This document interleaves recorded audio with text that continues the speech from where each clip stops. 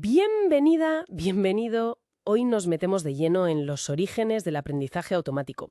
Vamos a ver una figura clave y su creación, Frank Rosenblatt y el perceptrón. Tenemos fuentes variadas, artículos históricos, técnicos, biográficos, hasta un vídeo. La idea es entender bien qué fue el perceptrón, por qué tanto revuelo al principio y, bueno, cómo sentó las bases para la IA de hoy a pesar de sus líos. Vamos allá. Pues sí, empezamos a finales de los 50. Una época, de mucha efervescencia tecnológica. Y con la Guerra Fría de fondo, claro. Y en ese contexto, pues, surge una idea bastante revolucionaria sobre cómo las máquinas podrían llegar a aprender. Hablamos de Frank Rosenblatt, psicólogo estadounidense. Él proponía algo diferente, ¿verdad? No tanto programar reglas lógicas, sino más bien mirar al cerebro. Exacto. Mientras casi todos iban por la IA simbólica, la de las reglas, Rosenblatt dijo, a ver, ¿y si las máquinas aprenden de la experiencia? O sea, ajustando sus conexiones internas, un poco como las neuronas. Se basó en trabajos previos, claro, como el modelo neuronal de Maculox-Spitz del 43, pero le añadió lo fundamental, la capacidad de aprender. Y así, en 1958 nace el perceptrón. Pero ¿cómo funcionaba? Así, para entendernos. Pues mira, era básicamente un algoritmo para clasificar cosas en dos grupos. Binario. Recibía varias entradas, varios inputs. Cada entrada tenía un peso, como una importancia. Sumaba todas esas entradas con sus pesos y si el total pasaba de un cierto umbral... Se activaba. Eso es. La neurona se activaba, daba una salida, un 1, por ejemplo. Si no llegaba al umbral, pues un 0. O sí o no. Nada a reconocer patrones. Ahí está el quid de la cuestión. La famosa regla de aprendizaje de Rosenblatt. El sistema podía cambiar esos pesos, los ajustaba él solo. Si se equivocaba al clasificar algo, modificaba un poco los pesos para intentar no fallar la próxima vez, con ese ejemplo. O sea, aprendía de sus errores. Exacto. Podía empezar con pesos totalmente al azar y a base de ver ejemplos y corregir, aprendía a distinguir patrones. Por sí mismo. Y ojo, que no fue solo teoría, Se construyó una máquina física, el Mark I Perceptron, allá por 1960-62. Una máquina física. Sí, un cacharro enorme, lleno de cables, relés, ocupaba una habitación, tenía 400 fotocélulas, como píxeles, de entrada. ¿Y qué hacía? Pues aprendió a reconocer letras. Esa máquina, el Mark I original. Fíjate, está ahora en el Smithsonian. Las fuentes cuentan que hubo un entusiasmo, tremendo al principio. El New York Times tituló algo como «Nuevo dispositivo de la Marina aprende haciendo». Se empezó a hablar de máquinas conscientes. Suena muy actual, ¿no? Totalmente. La expectación fue quizá desmedida. Pero claro, llegó el jarro de agua fría. En 1969, Marvin Minsky y Seymour Papert publicaron un libro, Perceptrons.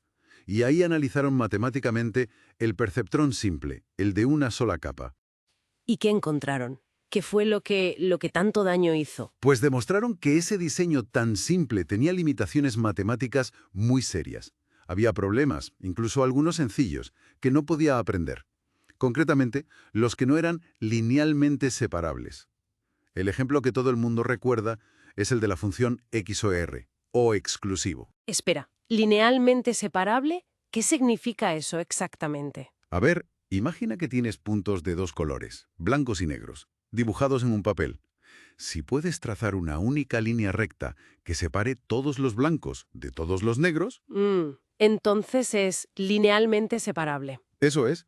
El perceptrón simple solo podía resolver esos problemas, los que se podían separar con una línea recta. ¿Y el XOR no puede? No. El XOR necesita algo más complejo que una simple línea para separar sus resultados. No es linealmente separable. Vaya. Y aunque el análisis de Minsky y Papert se centraba en esa versión básica, simplificada quizá, el impacto fue brutal. Fue uno de los factores que contribuyó a lo que se llamó el invierno de la IA. Se cortó la financiación, la investigación en redes neuronales quedó, casi abandonada durante décadas. Y qué mala suerte, ¿no? Justo cuando su idea entraba en declive, Rosenblatt muere muy joven, en el 71, con 43 años. Sí, una pena.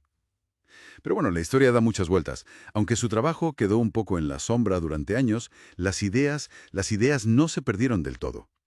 En los años 80, gente como Geoffrey Hinton y otros retomaron el tema de las redes neuronales y desarrollaron los perceptrones multicapa. Multicapa, o sea, con más capas de neuronas. Exacto.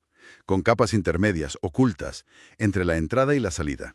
Y aquí viene lo importante. ¿Cómo superaron la limitación esa del XOR? Pues la clave fue desarrollar nuevos algoritmos de aprendizaje.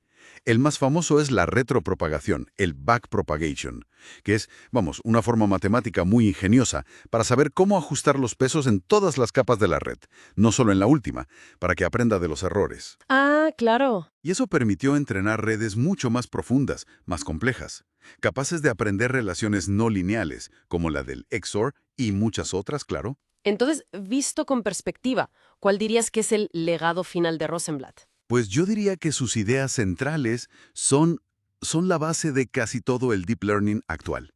O sea, la idea de que las máquinas aprendan a partir de datos, ajustando la fuerza de sus conexiones internas. Eso es justo lo que hacen las redes neuronales profundas de hoy en día, las que están detrás de cosas como ChatGPT o los sistemas que permiten a los coches ver y reconocer objetos. Entiendo. Por eso, aunque su perceptrón simple tuviera límites, la idea fundamental era potentísima. A veces se le llama, y yo creo que con razón, el padre del deep learning. O sea, resumiendo un poco, Rosenblatt, un pionero con su perceptrón, la primera máquina pensada para aprender. Luego, un boom de entusiasmo inicial, seguido de críticas muy serias sobre sus limitaciones que llevaron a ese parón, el invierno de la IA. Eso es. Pero sus conceptos básicos, resurgieron. Y con los avances posteriores, pues son fundamentales hoy. Demuestra cómo a veces las ideas geniales se adelantan a su tiempo, ¿no? O necesitan que la tecnología y la teoría avancen para poder brillar. Y una última reflexión que sugieren las fuentes. Rosenblatt parecía más enfocado en máquinas que aprenden patrones, no tanto en que piensen o tengan conciencia. Aunque la prensa de la época, lo exageró un poco. Quizá como pasa un poco ahora también. ¿Cómo vemos esa diferencia hoy entre aprender patrones muy complejos y pensar de verdad? Viendo cómo se repiten estos ciclos de entusiasmo y luego escepticismo con la IA. Es una buena pregunta para seguir dándole vueltas, desde luego. La distinción sigue siendo relevante.